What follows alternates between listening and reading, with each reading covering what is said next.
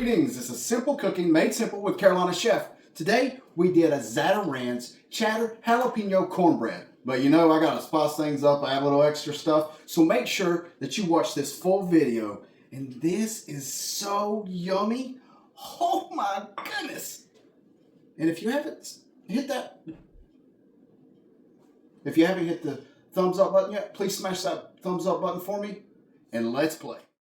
So let's get started. We are making Zatarain's Cheddar Jalapeno Cornbread for our New Year's meal.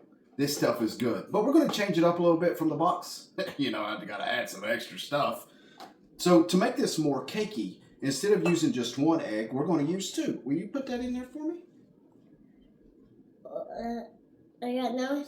Good job. Thanks, buddy. You got a little on your fingers? We'll get that wiped off. There you go.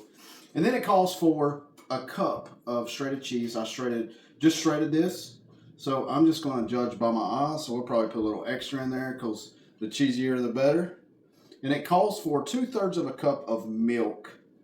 But we are going to add buttermilk. So how we do buttermilk, normally a cup of milk plus 1 tablespoon of buttermilk. Plus a cup of milk plus 1 tablespoon of vinegar will make your buttermilk. So this has 2/3 or 3/4 of milk and then 2 teaspoons of vinegar in it. And this equals a little bit more than 3/4 of a cup. Buttermilk is thicker, so that's why we're adding the extra. So we're going to pour this in. And then this calls for 6 tablespoons of melted butter that I got to get out. Daddy? Yeah, buddy? Oh, what kind of cheese is that? That is cheddar cheese. That is a good question, buddy. And we have our 6 tablespoons of melted butter. And we've got our oven preheating to 375. And we are using, I get a little on you. And we're going to be using a cast iron skillet.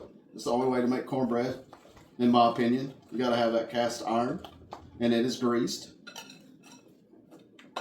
So this looks great already. You can already smell the jalapenos. Does that smell good? Yeah.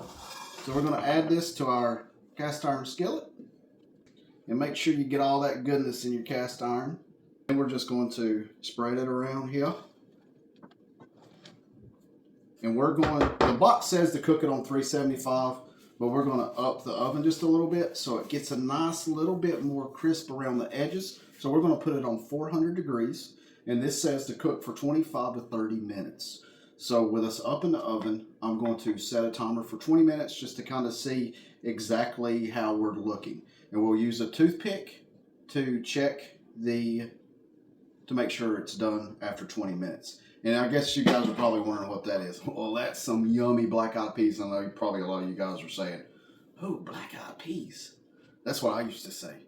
But we added a lot of special ingredients in there, and you will love this recipe. So make sure you guys look at the description. I'll have this recipe down in the description below as well. Let's stick this in the oven. We'll see you in about 25 minutes. We just pulled this out of the oven. Look how good that looks. It smells so good.